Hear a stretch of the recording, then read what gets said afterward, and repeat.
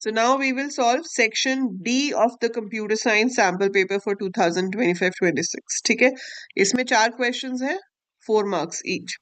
So पहला question जो आप देख रहे हो, this is based on SQL. आपको एक sales table दिया हुआ है और आपको queries लिखने के लिए दी हैं. पहला question है to display the total quantity sold for each product whose total quantity sold exceeds 12. Right? So आपको दिखानी है total quantity sold whose for each product whose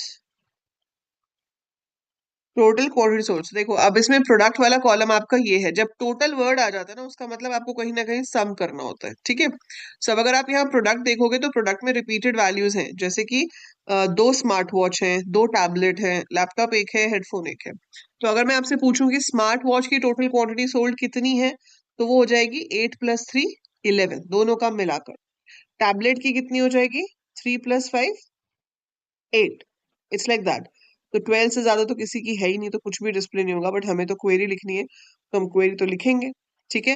तो यहाँ पर जो क्वेरी है वो ग्रुप बाय की क्वेरी है. क्यों है ग्रुप बाय की क्वेरी? क्योंकि आपको ग्रुप करना है इसके अंदर. ठीक है, आपको ग्रुप करना है एज पर दी प्रोडक्ट. तो हमें प्रोडक्ट के अकॉर्डिंगली ग्रुप करना है और बताना है कि आपके पास कौन से ऐसे प्रोडक्ट्स हैं जिनकी टोटल क्वांटिटी 12 से ज्यादा है. एक्सीड्स 12 लिखा है यहाँ पर. तो आप क्या लिखोगे इसकी query? Select display the total quantity sold. So total quantity sold क्या हो जाएगी? Sum of quantity underscore sold. So sum of quantity sold पर किसकी है उसका नाम भी दिखाना चाहते हो तो कॉमा प्रोडक्ट भी दिखा सकते हो. फ्रॉम सेल्स और यहां पर आएगा ग्रुप बाय प्रोडक्ट. जो कंडीशन है वो ग्रुप फंक्शन पे है, इसलिए वो वेयर के साथ नहीं आ सकती, वो आपको हैविंग पे ही देनी पड़ेगी. So having sum of quantity sold which is your total quantity sold greater than 12. So select sum bracket में quantity sold comma product from sales group by product having sum of quantity sold greater than 12. ठीक है. Next है to display the records of sales table sorted by product name in descending order. So आपको sales table के record दिखाने हैं. तो record दिखाने, कोई कॉलम का नाम तो बोला नहीं है, तो स्टार आ जाएगा. So select star from sales. तो जब कॉलम का नाम स्पेसिफाइड ना हो, that means I have to show all the column. So select star from sales where भी नहीं आएगा, सिर्फ सॉर्ट करना है. तो select star from sales order by product name. Sorted by product name है, तो ऑर्डर बाय प्रोडक्ट. और उसके बाद क्या लगा देंगे? DESC. So DESC is to specify कि आपको डिक्रीजिंग ऑर्डर में देखना है. ठीक है. So select star from sales order by product DESC. So it will show it in decreasing order. ठीक है. सो ये तो हो गई आपकी पहली 2 क्वेरीज. इसके बाद इसमें आपको पूछा है to display the distinct product names from the sales table. This is the easiest query they can ask. So it will be select distinct product from sales. है ना, सिर्फ डिस्टिंक्ट कीवर्ड उसके साथ आ जाएगा. So select distinct product from sales. Fourth है to display the records of customers whose name end with letter E. ठीक है. तो आपको डिस्प्ले करना है record of the customer whose name end with letter E. तो सिलेक्ट स्टार फ्रॉम सेल्स, क्योंकि रिकॉर्ड दिखाना है तो रिकॉर्ड तो पूरा ही आएगा ना. So select star from sales where name like percentage E. ठीक है. क्या लिखेंगे? Where name like percentage E. तो आपको यहाँ पर पैटर्न मैचिंग जो है वो यूज करनी होगी. ठीक है.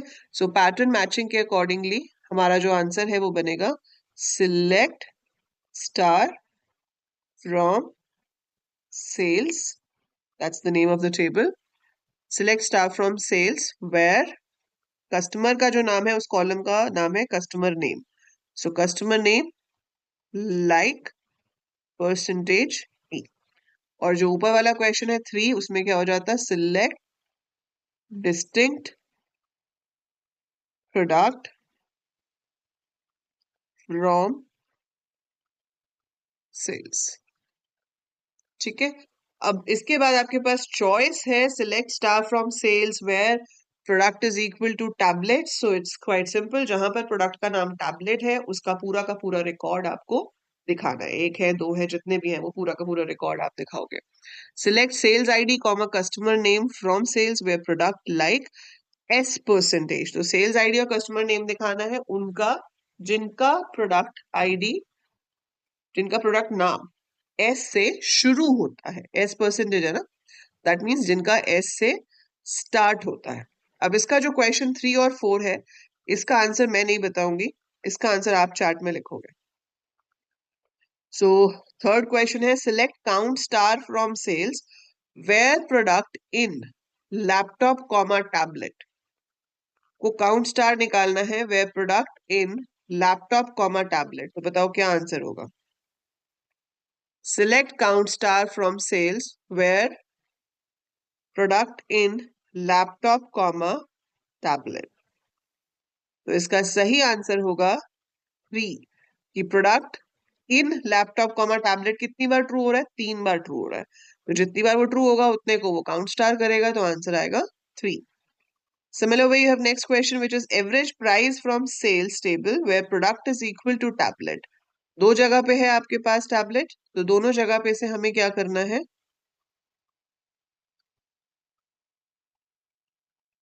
दोनों जगह पे से जो प्राइस है उसका एवरेज निकालना है। सो टैबलेट एक है 15,000 का और एक है 34,000 का।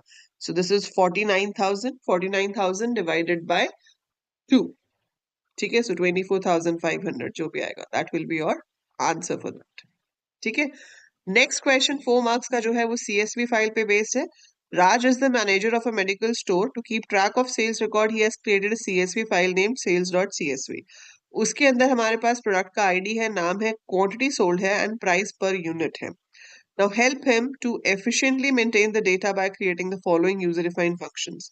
एक आपको बनाना है accept, to accept a sales record from the user and add it to the sales.csv. एक बनाना है calculate total sales, to calculate and return the total sales based on quantity sold at price per unit. मतलब जितने भी उसकी quantity sold और price per unit है उनको आपस में मल्टीप्लाई करेंगे ताकि सेल आ जाए, और फिर फाइल में जितने भी रिकॉर्ड है सबकी सेल को आपस में ऐड करना है। तो ये लॉजिक्स तो आपको लगाने पड़ेंगे, बाकी सिंटेक्स सीएसवी फाइल का हमेशा सेम रहता है। जैसे अगर आपको इसको कोड करना है तो सबसे पहले तो आप क्या करोगे, इंपोर्ट सीएसवी, है ना। तो first thing we have to do is we have to import CSV, क्योंकि सीएसवी पे काम करने वाले जो ऑपरेशंस हैं वो आपके सीएसवी नाम की लाइब्रेरी में होते हैं, जिसकी हेल्प से आप सीएसवी रीडर और सीएसवी राइटर्स जो है वो क्रिएट करते हो। ठीक है, तो first thing you are going to do over here is import CSV.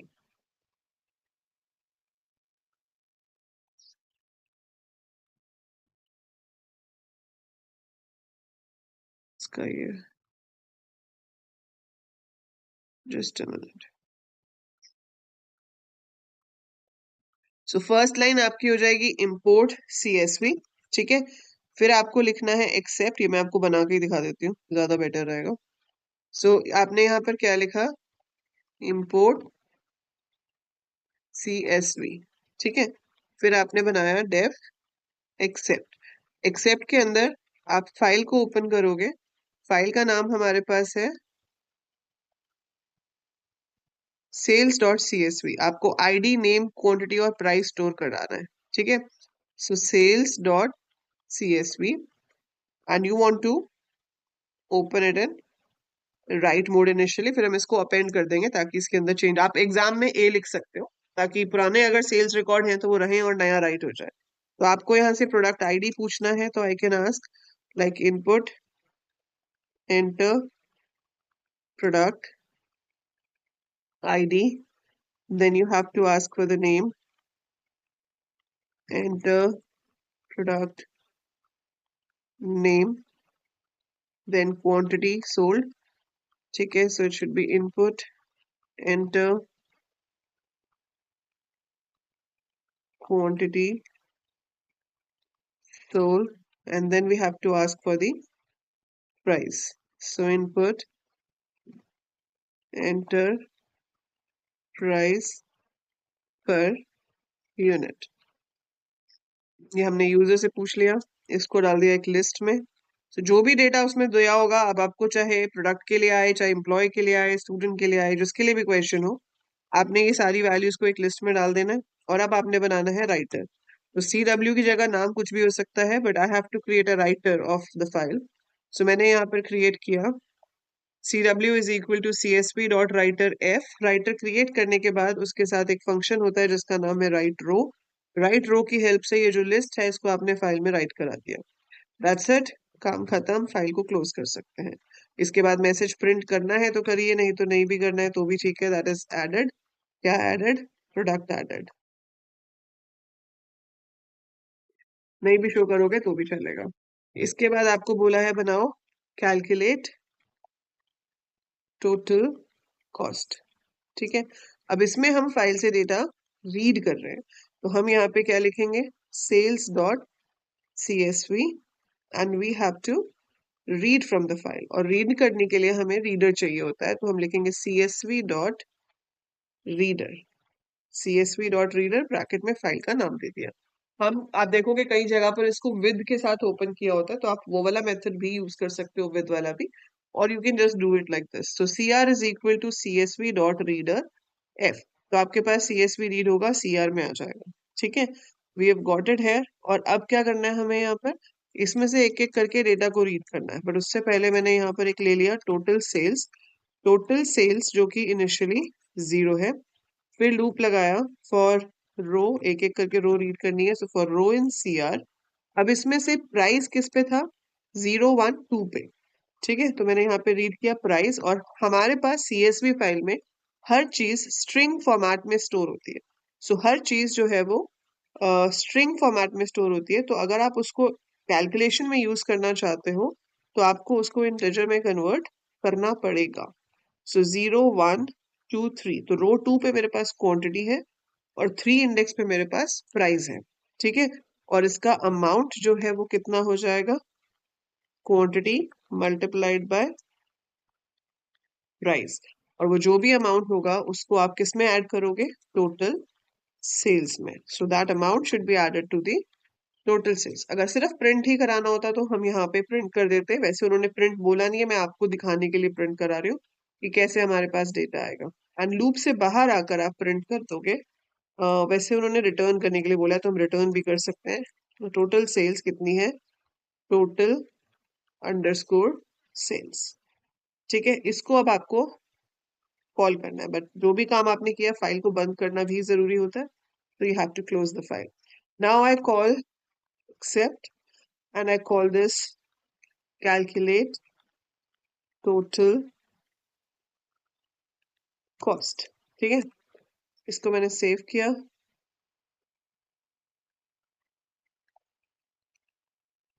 Total sales save कर दिया, रन किया। अभी आपसे पूछ रहा है product ID, let's say 101। Product name कुछ भी, क्रोसिन, क्योंकि केमिस्ट है ना। तो क्वांटिटी सोल्ड हो गई 4, प्राइस था 20। सो एरर कहाँ हो गया? अच्छा, फंक्शन का नाम गलत लिख दिया कॉल के टाइम पे। कैलक्यूलेट सेम तो है, कुछ गलत है? कैलक्यूलेट, अच्छा यहाँ पर गलत है, कैलकुलेट। फाइन, अब हमने ये कर ही लिया है तो हम एक और काम कर देते हैं कि इसको राइट की जगह में अपेंड कर देती हूँ, ताकि जो पिछला रिकॉर्ड राइट हुआ था वो उड़ ना जाए। सो मैंने यहाँ पर अब 10 और फिर से 1 डाल दिया, कोई नहीं। So this is let's say crossing तो हो गया था, देन ड्रिल। अब ये एसक्यूएल नहीं है ना, तो प्राइमरी की का एरर नहीं आएगा, है ना। अगर ये आपका एसक्यूएल होता तो इसमें प्राइमरी की का एरर आ जाता कि भाई आपका प्रोडक्ट आईडी जो है वो सेम नहीं है। ठीक है, अब यहाँ पे ये कुछ और एरर आया है, और वो एरर इसलिए आया कि आप देख रहे हो ये एक ब्लैंक लिस्ट ऐड हो जाती है। ये आपको लिखने में कोई प्रॉब्लम नहीं है, आप पेपर में लिखाना कोई दिक्कत नहीं आएगी। यहाँ पर सिर्फ दिक्कत क्यों आ रही है? क्योंकि आपके पास उसकी जो लेंथ है लिस्ट की, ये ना एक खाली लिस्ट को ऐड कर देता है। इसको आप अभी के लिए चाहे इग्नोर कर सकते हो, प्रैक्टिकल पेपर आपका हो चुका है।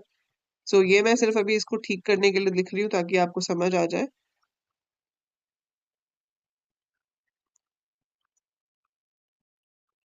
इसको आप इग्नोर कर दो, एज्यूम करो ये है ही नहीं यहाँ पर। ठीक है, अब मैंने इसको अगर रन किया, मैंने प्रोडक्ट आईडी एंटर किया, सो यहाँ पर आपके पास प्रोडक्ट आईडी आया। सो सिर्फ हमारे पास 101 cross in and 4 into 20 total sales 80 आ रहा है। ठीक है, तो इसमें जितने रिकॉर्ड होंगे उतने वो टोटल सेल आपको करके दिखाएगा। अभी मैंने 2 ऐड किए थे, मैं तीसरा ऐड कर रही हूँ। तो मैंने ऐड किया 103।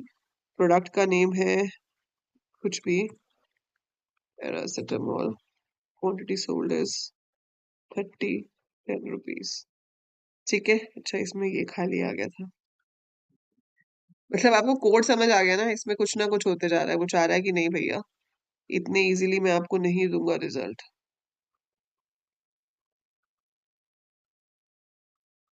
राइट। सो बेसिकली आप इस तरह से लिखोगे। अब ये प्रॉब्लम क्यों आई, क्योंकि एक बार रन करते हुए जो मैंने एंटर एंटर भेज दिया था, तो उससे प्रॉब्लम आई। अगर हम ये सारी प्रॉब्लम ही हटाना चाहते हैं, आप चाहते हो एक्स्ट्रा कुछ भी ना लिखो, तो आप ये देखना कि आपके पास जब आप CSV फाइल ओपन करते हो ना राइट मोड में, तो हमारे पास एक ऑप्शन होती है to give a new line character. By default वो क्या करता है, अपने आप से \n ऐड कर देता है, इसीलिए हमारे बीच में एक लिस्ट जो है वो खाली आ रही है। ठीक है, अगर मैं यहाँ पर बनाते हुए लिख दूं new line is equal to ऐसे स्पेस, स्पेस भी नहीं, मतलब बिल्कुल ब्लैंक है, तो वो प्रॉब्लम ही नहीं आएगी। अब मैंने फाइल को राइट मोड में खोला है, इससे आपको ये भी क्लियर हो जाएगा कि राइट और अपेंड मोड में क्या डिफरेंस होता है। सो राइट मोड में खोलने से अब जो भी कुछ इसमें एंटर हुआ हुआ था वो सब इरेज हो जाएगा। ठीक है, अब इसमें वो कुछ भी नहीं बचा है मेरे पास, इट इज ऑल गॉन। सो वो सब डिलीट हो गया। अब मेरे पास एक ही है, देखो आ गया एक, और उसका टोटल सेल्स आ रहा है 600। मैंने अब इसको दोबारा से रन किया और मैं चाहती हूँ कि अब पुराने रिकॉर्ड उसमें रहें, तो मैंने इसको फिर से ए कर दिया, so that the previous record is there और नया रिकॉर्ड आप उसमें ऐड कर सको। सो आपने यहाँ पे लिया बेनेड्रिल। बेनेड्रिल हमें चाहिए 5 और बेनेड्रिल है लेट्स से इतने की। तो आप देख रहे हो 600 इसके बन रहे हैं, बाकी इसके 600 बन रहे हैं, तो मिला के कितना हो गया 1200। So like this it will keep on increasing. ठीक है, सो ये आपका कोड है। तो इसमें भी राइट करने वाला कोड तो सेम रहता है, उसमें तो यूजर से इनपुट करना है, लिस्ट बनानी है, राइट कर देना है। लेकिन यहाँ पर आपको अपना दिमाग लगाना हो सकता है, डिपेंड करता है कि क्वेश्चन में क्या करने के लिए दिया हुआ है। ये तो थोड़ा फिर भी कॉम्प्लिकेटेड था। कई बार ऐसा होता है कि सिर्फ कंडीशन ही चेक करनी होती है कि मान लो किसी की क्वांटिटी 10 से ज्यादा है तो प्रिंट कराओ, और अगर 10 से ज्यादा नहीं है तो प्रिंट मत कराओ, तो that is easier. But here you had to have some calculations. ठीक है, नेक्स्ट क्वेश्चन है, Pranav is managing a travel database and needs to access certain information from the hotels and booking table for the upcoming tourism survey. So ये उसके पास tables है। अब उसको यहाँ पर कुछ queries दी हैं जो उसको लिखनी है। ठीक है, so उसको कुछ queries जो हैं वो लिखनी है, और वो queries क्या हैं, to display a list of customer names who have bookings in any hotel in Delhi city. So आपको कस्टमर के नेम्स बताने हैं जिनकी बुकिंग दिल्ली में है। तो कस्टमर का नाम है मेरे पास बुकिंग टेबल में, लेकिन जो सिटी है वो है मेरे पास होटल्स टेबल में। तो कस्टमर का नाम दिखाना है जिसकी बुकिंग दिल्ली में है, मतलब मेरे को दोनों टेबल्स को ज्वाइन करना पड़ेगा। ठीक है, तो you have to show the customer name. तो आप क्या करोगे, सिलेक्ट कस्टमर नेम फ्रॉम। अब देखो आपके पास ऑप्शन है, आप यहाँ पर इक्वी जॉइन भी लगा सकते हो, नेचुरल जॉइन भी लगा सकते हो, पेपर में दोनों अलाउड है, तो इजी वाला चूज करो। Why to go the difficult way. So select customer name from hotels natural join bookings. तो हम इसी को नेचुरल जॉइन से ही लिंक कर देते हैं। तो select customer underscore name from hotels natural join bookings where city is equal to Delhi semicolon, काम खत्म। अगर इसको आप लिख रहे होते दी अदर वे राउंड, तो ये हो जाता select customer underscore name from hotels comma bookings where hotels dot hid is equal to booking dot hid and city is equal to Delhi। तो वो हमारा इक्वी जॉइन वाला हो जाता। पर आप चाहे नेचुरल जॉइन से लिखो या इक्वी जॉइन से लिखो, मार्क्स आपको सेम ही मिलेंगे। सेकेंड है, to display the booking details for customers who have booked hotels in Mumbai, Chennai और कोलकाता। सो आपको कस्टमर्स की बुकिंग डिटेल्स प्रिंट करनी है, तो सिलेक्ट स्टार, मतलब जो भी उसमें फील्ड्स हैं वो आप सारे ले सकते हो, और सिटी का सेम ही आ जाएगा। आपको यहाँ पे भी ज्वाइन बनाना है, और फिर आपको लिखना है where city in Mumbai comma Chennai comma Kolkata. तो हम यहाँ पे इन ऑपरेटर का यूज करेंगे। So where city in Mumbai comma Chennai comma Kolkata, और डिटेल्स में आप क्या शो करोगे? Select customer name comma check in comma checkout. So select customer name comma check in comma checkout from bookings natural join hotel where city in Mumbai comma Kolkata comma Chennai. Then here to delete all bookings where the check-in date is before. So it will be delete from bookings where check-in date is less than जो भी date यहाँ पर आपने दी हुई है. Cartesian product display करने के लिए बोला है, उसका मतलब क्या होता है? जहां पर आपके पास ज्वाइन की कंडीशन नहीं होती. तो select hotel comma booking, select star from hotels comma booking, कोई कंडीशन नहीं लिखनी है. So select star from hotels comma booking will give you the Cartesian product जहां पर आपके हर टेबल की एक रो दूसरे टेबल की हर रो के साथ लिंक होगी. तो इसमें एक में 8 है, एक में 6 है. तो 8 into 6 48 rows will be displayed because every row will be linked with every other row of the table. फिर है to display the customers name along with their booked hotel name. ये चॉइस है सिर्फ फोर्थ वाले में, ऊपर के 3 compulsory हैं, सिर्फ फोर्थ में से दोनों में से आप कोई एक कर सकते हो. तो बहुत इजी है. लास्ट वाला तो select customer name comma hotel name from hotels natural join booking. That's it. और अगर इक्वी जॉइन लगा रहे हो तो from hotels comma booking where hotel dot H I D is equal to booking dot H I D. फिर आपके पास ये 4 mark का क्वेश्चन है which is based on your connectivity. So MySQL database named Warehouse DB has a product inventory table in MySQL which contains the following attributes: item code, product name, quantity and cost. Consider the following details to establish the connection.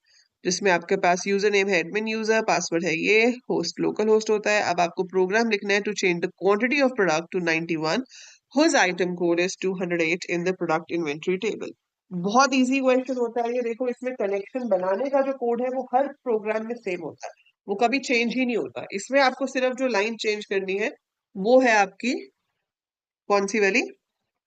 ये update command जो होगी. ठीक है. सो आपको क्या करना है? Change the quantity of the product. So आप क्या लिखोगे? अपडेट टेबल का नाम. ठीक है. टेबल का नाम है product inventory. So update product inventory set quantity is equal to 91 where item code is equal to 208. वो आपकी क्वेरी है. बाकी का कोड जो है वो कभी चेंज होता ही नहीं है, उसमें सिर्फ आपका यूजर नेम पासवर्ड वगैरह चेंज होगा और कुछ भी चेंज नहीं होता है उसके अंदर. ठीक है. आपको वही import mysql डॉट कनेक्टर करना है. फिर उसके बाद आप कनेक्शन बनाओगे जिसके अंदर आपको user name password local host वगैरह पास करना है. फिर आपको कर्सर बनाना है, क्वेरी आप अपनी लिखोगे और फिर आपको उसको एग्जीक्यूट करा देना है. That is it. इतना सा काम होता है. ठीक है. और वो आपका हमेशा ही सेम रहेगा, वो कोड कभी चेंज ही नहीं होता. तो ये line import mysql dot connector as con लिखनी ही लिखनी है. My con is equal to con dot connect लिखना ही है. होस्ट लोकल होस्ट होगा. यूजर के आगे आप वो नाम दे दोगे जो वहां क्वेश्चन में गिवन है. पासवर्ड के आगे आप जो वहां पासवर्ड गिवन है वो लिखोगे. डेटाबेस के आगे आप जो आपका डेटाबेस वहां पे गिवन है उसका नाम लिखोगे. उसके बाद आपको कर्सर क्रिएट करना है. ये डेफ वगैरह भूल जाओ. Just create the cursor. Cursor create करके आपको ये क्वेरी लिखनी है Q is equal to update और फिर आपको इस क्वेरी को एग्जीक्यूट कराना है. कमिट लिखना बहुत जरूरी है. अपडेट के बाद कमिट करना है और कनेक्शन को क्लोज कर देना है. That is it. मैं इसका आंसर नहीं लिख के दिखा रही हूँ अभी. I want you to write the answer and share it with me. तो आप ये इसका आंसर आराम से देखो, बनाओ और इसको लिख के मुझे भेजो. तो आई विल चेक कि वो सही है या नहीं. और जब हम अगला सेक्शन करेंगे उसमें हम इसको डिस्कस भी कर लेंगे. So that is it for section B.